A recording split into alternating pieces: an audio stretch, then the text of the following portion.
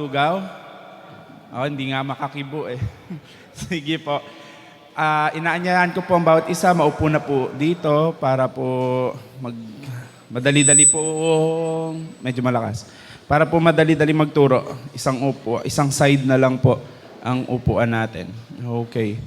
Wala akong ganong nakikitang board.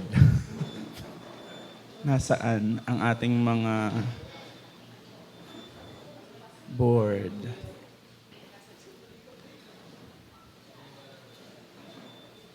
Kaya B, pag pumunta ba ako dito, hindi mag-feedback. Okay. Upo na po tayo. Sige po. Before we proceed with teaching, announce ko lang po muna yung list. So magkakaroon na po tayo ng list kung sino po yung first batch ng a-attend for discipleship. Now, kung hindi po kayo nakalista sa unang batch, wag panghinaan ng loob. May susunod po tayong batch, okay? Which actually, parang yung nasa listahan ko, wala dito. Parang walang mga nakaupo dito. Hindi ko alam kung bakit. No? Anyway, bago ko po sabihin yung list, hello po, Pastor. Bago ko sabihin yung list, gusto ko munang malaman kung okay ba kayo na gawin siyang online. Para po yung every Sunday, tuloy-tuloy po yung teaching, tapos nakabukod pong araw, oras, yung discipleship. Online po siya. Pero kanina nire-review ko yung list. Paano po kaya yung ating mga matatanda? Kaya nyo po bang mag-Zoom o kaya ay kahit Messenger? Kasi yung Messenger, kapos yung kulang po yung kaya niyang i-accommodate na tao, no? Paano po kaya? Yung pong mga matatanda, kakayanin niyo po bang mag-online?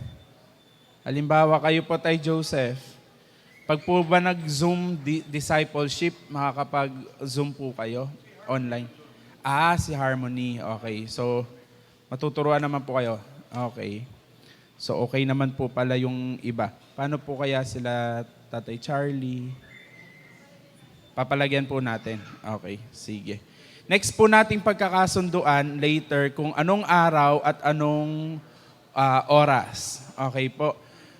Max lang po tayo ng 1 oras kasi magbibigay tayo ng ilang minuto if in case na may discussion, question, after po nung discipleship class. Okay? Pero imamax lang natin siya ng 1 oras or less than 1 hour. Okay po?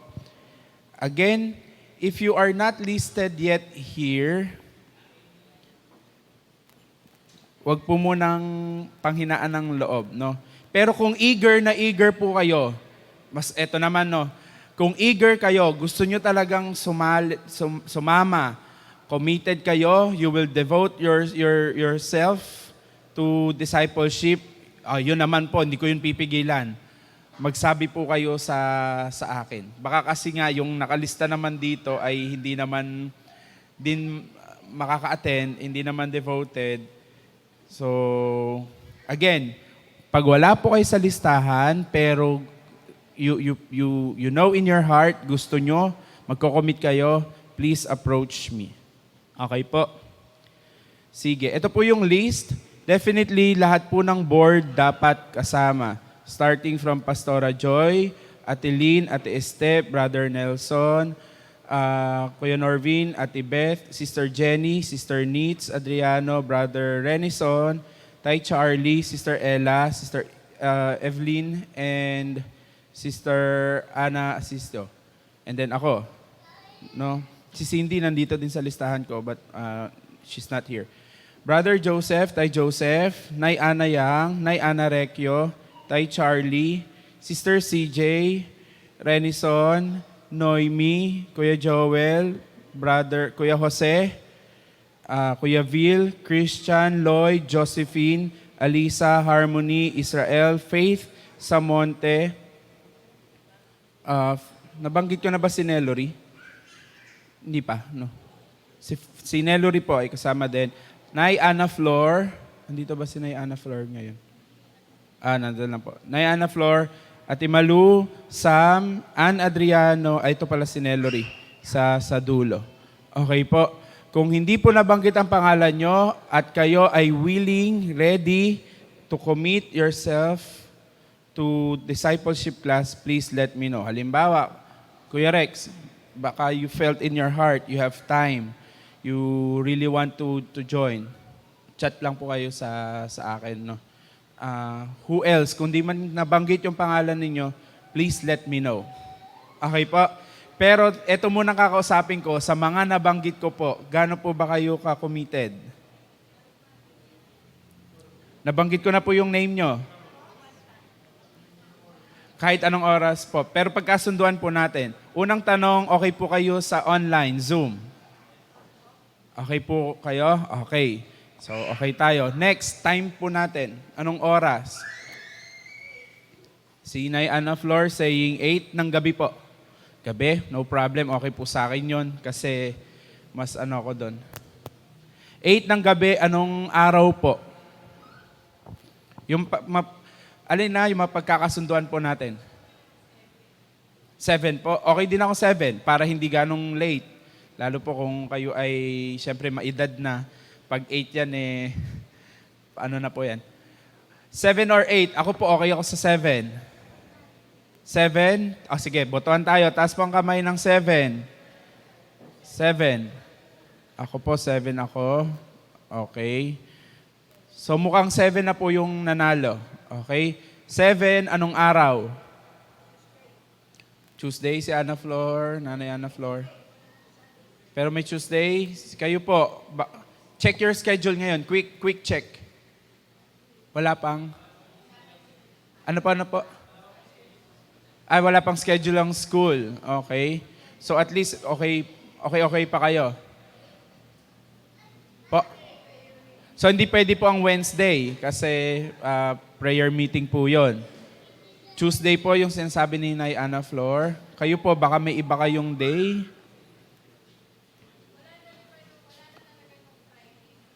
Wala na po. By the way, inalis na po natin yung Friday na night of praise and prayers. Puro Wednesday na po lahat ng prayer meeting natin para hindi po tayo nagkakalituhan. Okay po? Ulit, lahat po ng prayer meeting, Wednesday na po.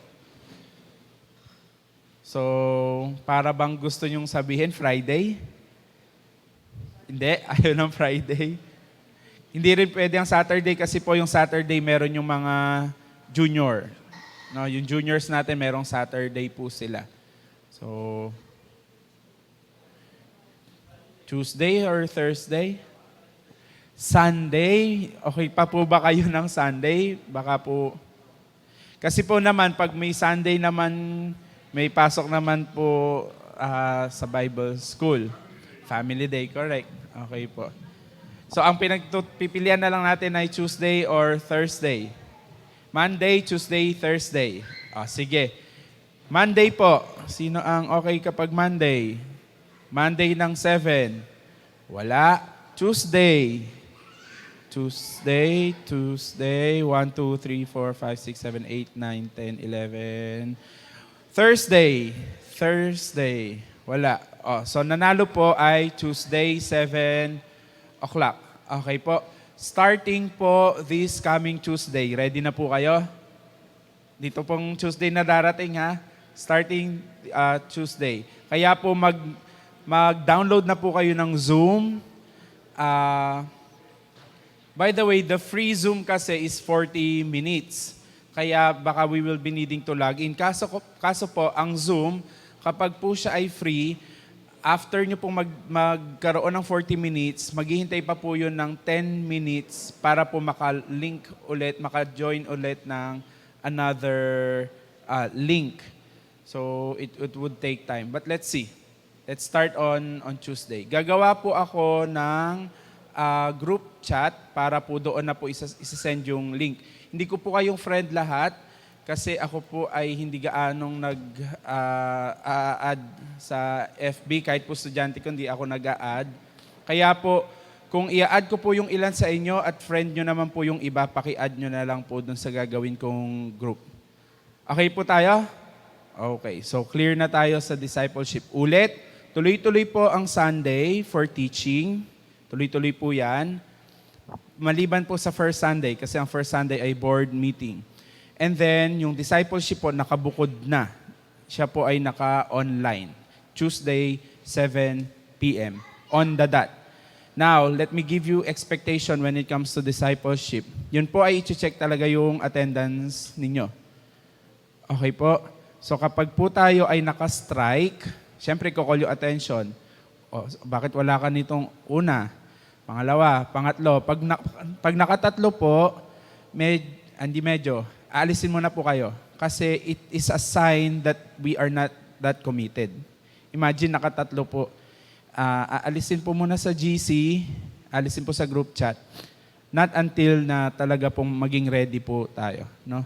So medyo sasalain po sa discipleship class kung sino po talaga yung kasama. Okay? Now, kung sasadyain nyo po para maalis kayo na umabsent, kayo na po yun.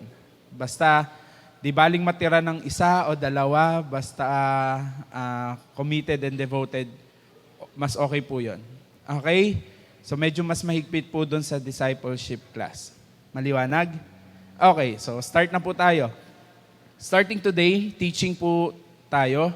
I'll be teaching I'll be teaching the 10 Commandments. Which actually, not 10 Commandments. Pero yun lang yung inilagay doon. Yun po yung babasahin natin in Exodus chapter 20 later. No?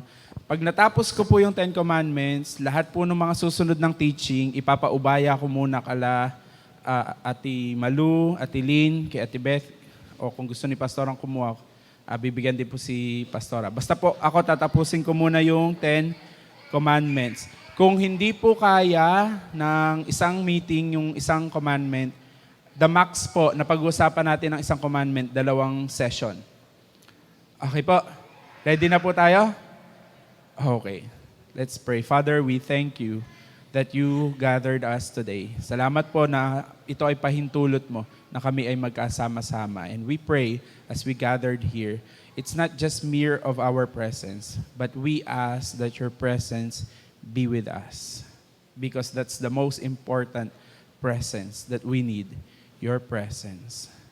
Let it be felt, let it be so evident in this place. We invite the ministry, the teaching ministry of the Holy Spirit in our midst. Be our guide, be our teacher. Give us insights, revelations of what we will be talking about this morning. In Jesus' name we pray. Amen. Tanong, sino po nakakakabisado ng 10 Commandments? Kamot. Wala. Okay. I'll be teaching you way kung paano, kasi kung may makakabisado sana, magbibigyan ko 100 eh. Ano po? 10. Dapat po. 10 piso kada isang commandment. Kaya 100. Ang mura naman. Pang diaper na po ng anak ko yun eh. Sunod-sunod po ah. Kailangan sunod-sunod. At tatry ni Nanay Ana Flor. Saludo ko sa babaeng to eh. Talagang, babaeng to. Saludo ko sa, opo. Try nyo po.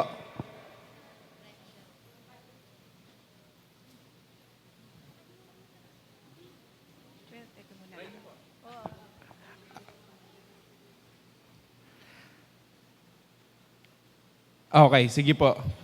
I'll be teaching you technique kung paano po kakabisaduhin ang 10 Commandments. Huwag po kayo mag-alala, hindi sa akin galing to. Nakita ko lang din po to sa reel. Kaya kung nag-scroll lang din kayo, sana ang ini-scroll nyo ay magagandang mga panoorin. No? Number 1 commandment. 1. You should not have God. No one else, but only me. That's 1. Kaya siya dapat number 1. Okay? Second commandment. Pwede bang may, Ate Shalom, pahawak nga.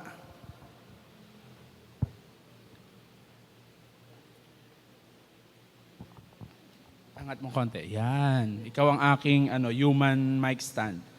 So one, ano po ulit? One, you should not have any other gods other than me, before me.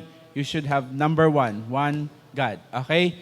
Two, you should not bow to any other gods. Two, you should not bow to any other gods. Got it? Ano po yung one? No other God. You should not have any other God. Okay? Two, you should not bow to any other gods or any false gods. Two. Okay? Three, do not use the name of the Lord in vain. Three. Review. No God that other than God. Do not bow to any gods or false gods. Don't use the name of the Lord in vain. Four, yan. Di-adjust pala tong mic stand ko. Hindi ba nababali itong... Four, honor the Sabbath or observe Sabbath. Okay po, four. Okay? Five, honor your father and your... review. Nakakakalahati na tayo. Makakabisado nyo na? Okay. No other God than God. Okay? You should not have any God other than God. Don't bow to other gods or false gods. Don't use the name of the Lord in vain. Honor and observe the Sabbath. Honor your father and your mother. 6. Thou shall not kill. Okay? Thou shall not kill. 6. 7. 7. Correct. Huwag makikiapid. Thou shall not commit adultery. Hindi po 5 ang asawa, 2 lang po ang marriage. Madaling tandaan? Do not commit adultery. Okay pa, Shalom? Kaya pa? Sige, kaya mo yan. Okay? Do not commit adultery. 7. 2 lang po dapat sa marriage, hindi 5. Okay? Clear? 8. Teka lang. 8. Ito po sa 8. Ito 8. Sa ibang bansa, kapag daw po kayo ay, para madali nyo matandaan, pag nagnakaw kayo, pinuputol po yung daliri. Kaya do not steal. Okay? Review muna tayo. Na kayo, baka nalilito. Ulit, 1. Ang baba. ano yung likod ko? No God before me. Okay, only one God. Do not bow to any other gods or false gods. Don't use the name of the Lord God in vain. Okay, honor or observe the Sabbath.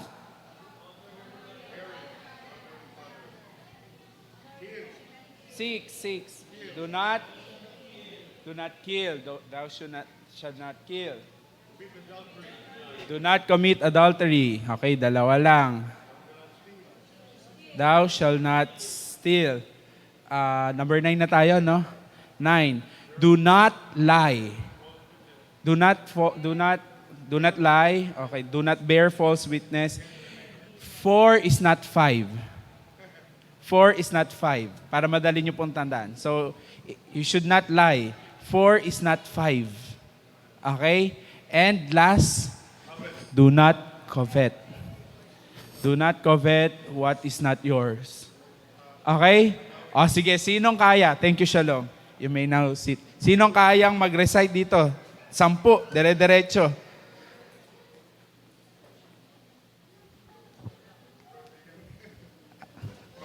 Sandaan po. Baka malaglag yung resibo ng wallet ko. Puro resibo. Do not have other gods before me. Teka tay. Gusto ko may action. Thou shalt not have other gods but me. Okay. Thou will not, you will not bow before other gods. Okay. Number 3, you will not speak the name of the Lord God in vain. Okay. Number 4, honor the Sabbath, which is, Okay. thou shalt honor your father and your mother. Okay. Number 6, thou shalt not kill. Okay. Thou shalt not commit adultery. Sa inyas niyo po. Yan. No 5, a couple get married, a husband and a wife. Thou shalt not steal, which is 4 and 4. Putul kamay in other countries. And the 9th is thou shalt not bear false witness against thy neighbor, because 5 is not 4 and otherwise. And the 10th is thou shalt not covet thy neighbor's wife or goods. Uy, isang taan ka. Wow, very good. Congratulations. Mga kapatid, matanda na po. Ay, sorry. Ay, wala na pong lalabas. Luluwa na po yung wallet ko. Joke lang. Ano po yan? Ay, maglalabas si Kuya Enzo. Sorry yan, hindi kasi ako yaman ni Enzo. Hanggang 100 lang kaya. O, pero ayan, may 100. O, sino pa daw ang isa? Grabe mga kapatid, siya po ang tanda po nito, pero kabisado yung... Oh, may 100. The giver of the church, si Kuya Enzo. Kabataan, aba, ang hihina ng loob. 100 to, hindi to basta-basta. Wala kang matitisod na 100 sa daan. Oh, you try. Israel, tara dito, try mo. Saan mo? Tara dito, bilis. Gag-guide kita. Tara dito. Sige, tara dito. Gag-guide kita. Alam ko namang kaya nyo. Kayo pa ba? Ito nga ang tanda na tandaan. Kayo pa kaya? Tara dito. Speaking the truth with love. Yan, okay po. Oh, 1. You shall have no other God. Oh, alam naman pala eh. Oh, 2. You shall not bow to other God. You shall not bow to any other gods or false god. O, 3. You shall not use the name of the Lord in vain. Action daw, ganun. Mag-action ka. O, yan. Do not use the name of the Lord in vain. 4. Ayun, Sabbath day. Ano? And observe. Honor and observe the Sabbath day. 5. 5. Honor your mother and your father. Okay, honor your father and your mother. 6. You shall not kill. You shall not kill. 7. You shall not commit adultery. 8. 8. You shall not steal. Do not steal. 9. 9. 4 is not You shall not lie. You shall not lie. 10. You shall not You shall not covet. covet. Kita mo, kaya nyo naman. Grabe, para naman din. Po. Apo. Oh, mga kapatid, alam nyo na ngayon yung 10 Commandments. Kabisado na. Kaya. You know what? Studying the Bible is not boring. No? Pwede po tayo makaisip ng pamamaraan how we can memorize what's written on the Bible. Okay? Yun po ay again, it's not my original strategy to memorize. Napanood ko lang din po yun sa reel. Okay? So I'm suggesting, please, search the way that you can memorize your Bible. Okay po? Now, pag-uusapan po natin yung unang commandment. You shall have just one God and no other God other than God, the Lord, Yahweh. Okay po? Pero basahin natin, saan galing yung ating pong pag-uusapan? Which, hindi ko makita ang ito pala, sorry. Exodus 20. Open po kayo ng Bible. Introduction lang po tayo ngayon, magba-background lang po tayo of what is the 10 Commandments. Okay. Nandun na po kayo, Exodus 20. Please have your Bible with you.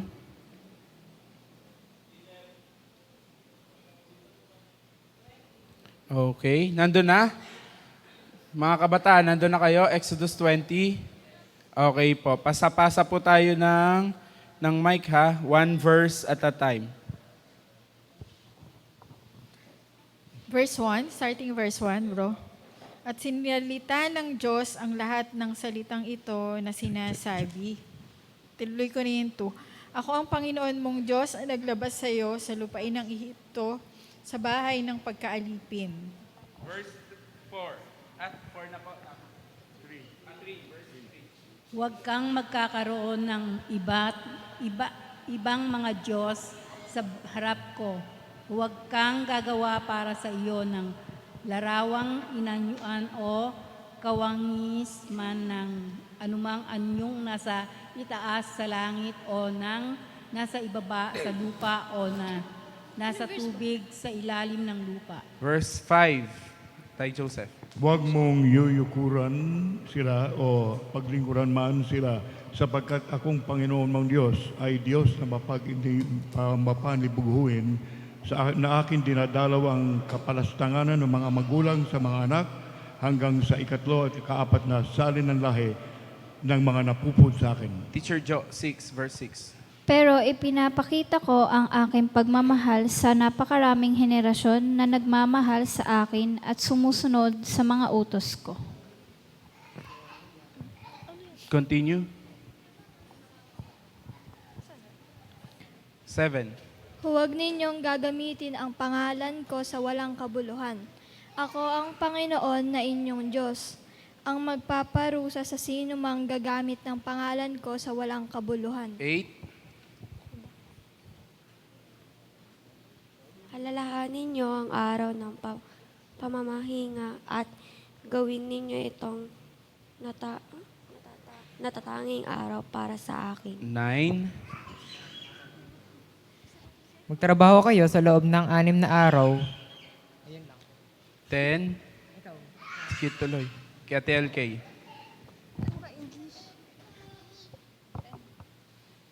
Verse 10. Ngunit ang ikapitong araw ay sabat sa Panginoon mong Diyos. Sa araw na iyan ay huwag kang gagawa ng anumang gawa. Ikaw ni ang iyong anak na lalaki ni babae, ni ang iyong aliping lalaki ni babae, ni ang iyong baka, ni iyong tayibang lupa na nasa ng iyong mga pintuang daan. 11. Sapagkat sa 6 na araw ay ginawa ng Panginoon ang langit at lupa, ang dagat at lahat ng nangaroon at nagpahinga sa ikapitong araw na pat pinagpala ng Panginoon ang araw ng Sabat at pinakabanal. 12. Sige. Kuya Christian. Igalang mo ang iyong ama at ina, sa gayoy mabubuhay ka ng matagal sa lupaing ibinibigay sa iyo ni Yahweh na inyong Diyos. 13. Huwag kang papatay. 14. Si Ate Jenny. 14. 14. Huwag kayong mangangalunya. 15.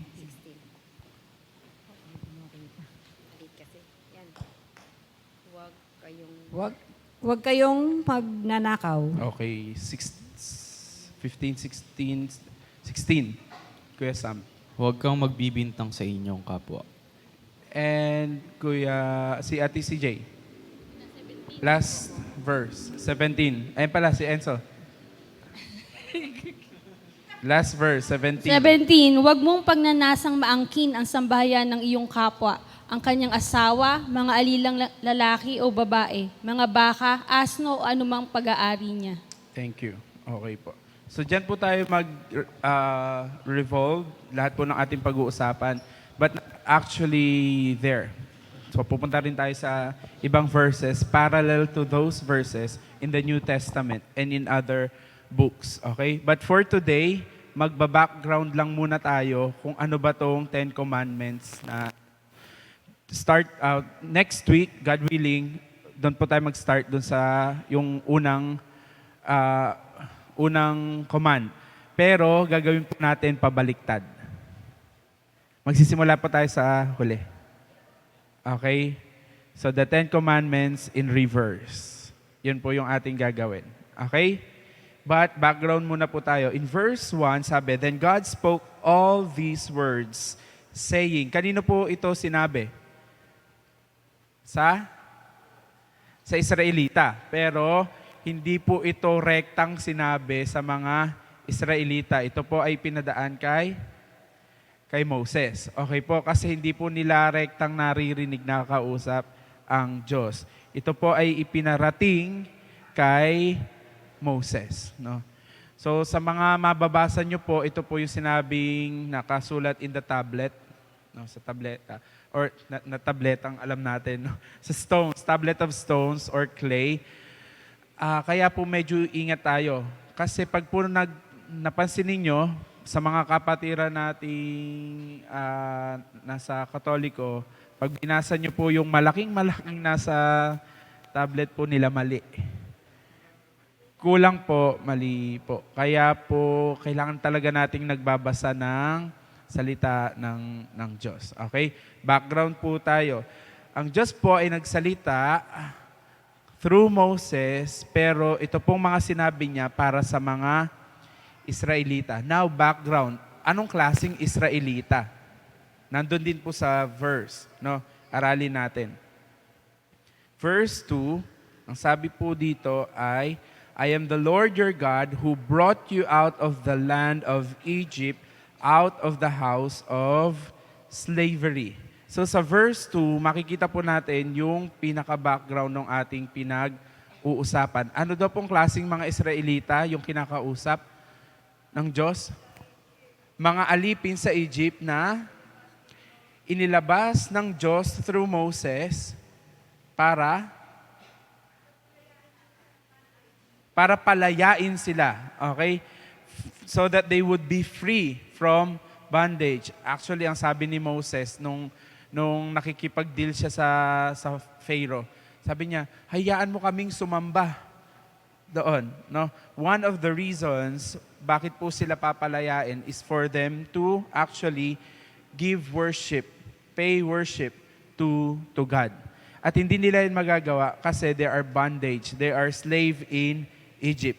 Yan po yung background. Now, lalimin pa natin yung background. Ulit, kinausap po ng Diyos, ito po yung sinabi ng Diyos through Moses sa mga tao. Mga tao, mga Israelita na pinalaya. Take note po pinalaya. Malaya na po sila nung ibinigay po tong command na ito.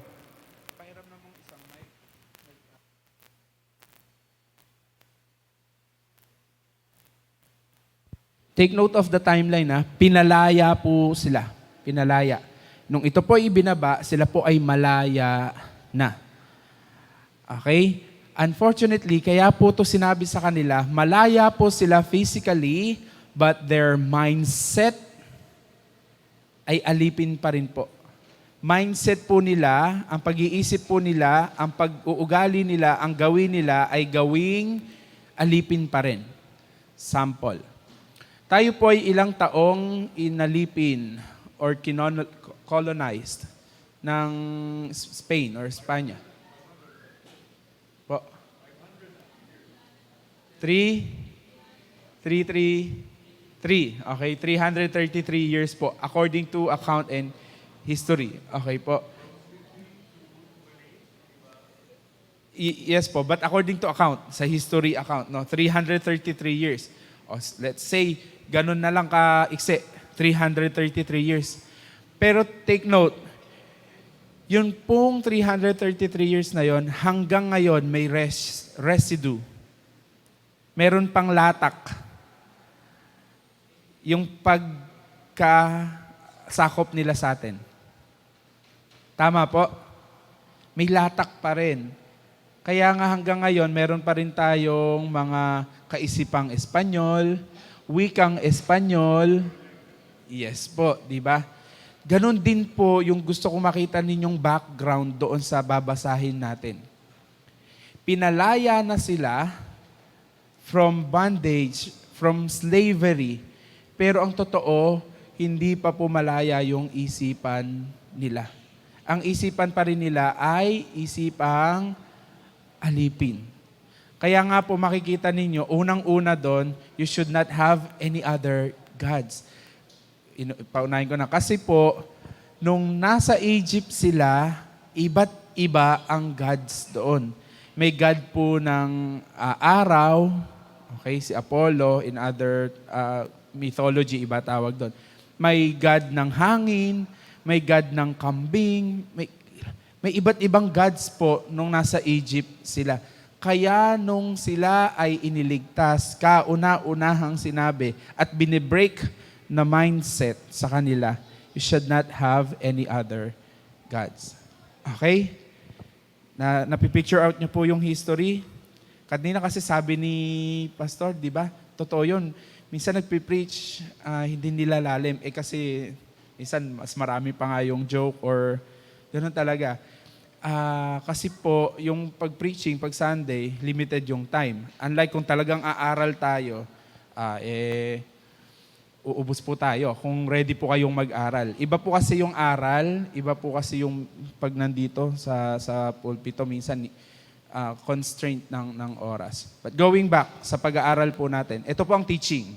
Ganito po ang teaching. Okay? So balik po tayo. Mentality nila, slave. Pero yung sitwasyon nila, malaya. Nagiget nyo po? No? Mentality, slave, pero yung sitwasyon nila, malaya. Sa tingin nyo, totoo kaya silang malaya?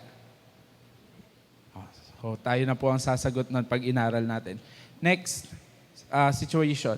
Bakit po kaya, ito tanong, which I think kaya nyo naman sagutin, bakit kaya nagbigay ng commandment ang Diyos? Pasaway sila. So kung pasaway sila, para saan yung commandment? Para umayo sila. Correct, no? Para po, itong commandments na to, itong batas na to, itong law na to, is just to put things in order. Okay? Kaya po may batas para po umayos yung mga bagay-bagay. Ganun lang kasimple para dito. Sa church, may batas. O, ano ang batas dito? Magligpit ka kapag nakita mong may marumi. Diba? Anong batas dito? Pag may nakita kang buhay, patayin mo. O, wag yung katabi mo. Yung ang ibig sabihin, yung mga electricity, no? May mga batas na kailangan mong sundin na pag hindi mo sinunod ay gugulo. No? Gugulo. Ganun po basically yung background kung bakit po kailangang sabihin yung batas na yon. Dahil po ang dami po nilang inilabas from slavery, kanya-kanyang mindset at may iisang general mindset ng alipin, pag wala pong batas, magkakagulo po sila. Which is nasa Bible. Balikan niyo po yung Exodus niyo. Nang si Moses ay nakikipag-usap sa Diyos, dahil mainipin ang mga tao, pagbaba po ni, babasahin niyo po Exodus 32, pagbaba po ni Moses, nasa ayos po ba yung mga tao? Lumala, magulo, di ba po, gumawa ng golden calf, sinamba, kasi kapag po walang batas, gano'n ang mangyari. Gugulo po. Kanya-kanya kasi sila ng mindset, kanya-kanya po sila ng gustong gawin. So nakita nyo na po yung background kung bakit po may 10 commandments. Kaya po lahat ng yan, makikita nyo para po sa kaayusan nila. Kaayusan ng mga Israelita na galing sa pagkakaalipin. Kasi nung alipin sila, wala naman silang, ang sinusunod lang nila, pinapasunod lang sila. Di ba? Magtrabaho. Wala silang magagawa. No? Kung di sila pakainin, di sila papakainin. Ganun po yung Egypt experience nila. Kaya po kung makikita ninyo, kaya din the wilderness experience is the experience for the people of God na maging ready bago makuha yung promised land. Kaya nagtagal din eh. Ang titigas ang ulo, mga reklamador, pinakain mo na, naghanap pa ng iba. No? Parang ngayon, no, binigyan mo na ng pagkain, wala bang panulak? Eka, ganun yung nangyari sa kwento, no? Lahat pinrovide na, pero nagrereklamo pa rin sila. And with that kind of attitude, hindi pwedeng mapunta ng promised land. Hindi pwedeng nasa promised land ka, reklamador ka pa rin. Hindi mo ma-appreciate yung flowing of milk and honey. Kahit gaano pa mag-overflow yan, kapag ang iyong mentality ay Egypt mentality, hindi mo ma-appreciate ang promised land. Get po natin iyon. At kapag hindi ka rin naalis sa mentality ng pagiging alipin, hindi din babagay sa'yo yung promised land. Kasi the promised land is for the rulers, for the dominion takers. Yun. Paano ka magro-rule kung ang isip mo alipin? Hindi ka mahirap pong mag-rule ang isang alipin. Ang alam lang ng alipin ay pang dito lang, pang maliitan lang. No? Mahirapan pong mag-rule. Kaya po, if we are experiencing wilderness, sometimes God is just preparing you para hindi masayang yung promised land. No? Parang ganito po, sabi in a statement. Pag daw ang isang taong may mindset na financially stable, pag binigyan mo daw yan ng 10,000 versus sa isang Pilipino, grabe yung statement na to, versus sa isang Pinoy na kahit bigyan mo daw ng 100,000, patakbuhin mo lang daw yung isang buwan, ubos na daw yung 100,000 ni Pinoy, itong 10,000 lang, lumago na. What do I mean with that? It's really mindset, no? Kapag po ang mindset nila alipin pa rin, baliwala po ang promised land. Masasayang po. It will just come to waste. Parang yung Pinoy, kahit 100,000 binigay, pero hindi niya napalago. Hindi niya na-enjoy. Kasi iba yung mindset niya. No, aminin natin, maraming Pinoy ganon. Magkaroon lang ng pera, gastos agad. Kaya po maraming Pinoy ang talaga ding hirap. Kasi doesn't know how to handle blessing. At yun po yung gustong gawin ng 10 Commandments. God is ready to bless. God is ready to bless them. Doon sa kwento God is ready to bless them with a land flowing with milk and honey in the promised land. However, how ready are they? Ready na yung promised land, pero ready ba yung magiging occupant ng promised land? Okay po? So that's basically the introduction ng ating pong pag-uusapan.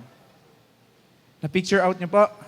So today, in 45 minutes, at least natutunan niyo po yung 10 commandments ng sunod-sunod. Okay? And in 45 minutes, at least nakita niyo po yung background kung bakit nga ba may 10 commandments. Okay? So see you next Sunday. Mag-start po tayo. Ano yung last commandment? 10 commandment? The 10th? Thou shall not covet. Okay? Your neighbors. Yeah. Okay. Tanong. I'm done. I'm good. I don't know kung okay na po kayo. Okay po kayo? Tanong? Tanong.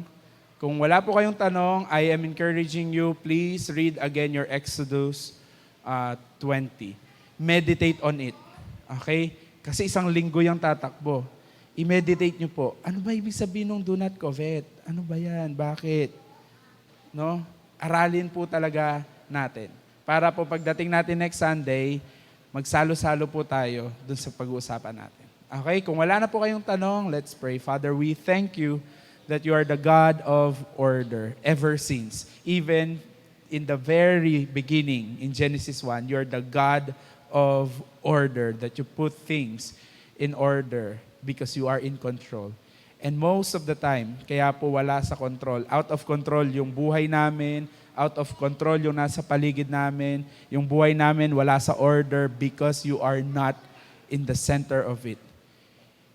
So God, I pray, will you please teach us, enlighten us, na kung meron mang area ng buhay namin na magulo, maybe because you are not there. Will you please, by your power, take full control of that area? Whether it's financial, health, relationship, I don't know, God, but I invite you in that area ng buhay ng kapatid kong ito. Will you please, by all your might, take full control and put it in order. Put it in order. And God, right now, I also pray, will you please bestow desire sa mga kapatid kong to, that they would go over Exodus 20. Starting today, hanggang sa magkita-kita kami next week, babasahin nila, lilimi-limihin nila, hihimay-himay nila, God. Yung matagal na naming alam na 10 commandment, God, I pray, give that desire to each one of us. Keep us safe as we go home. Allow us to enjoy the remaining hours of today. Allow us to observe the Sabbath and make it holy for you, God. Thank you, God. Dismiss us in grace, in peace, and in joy.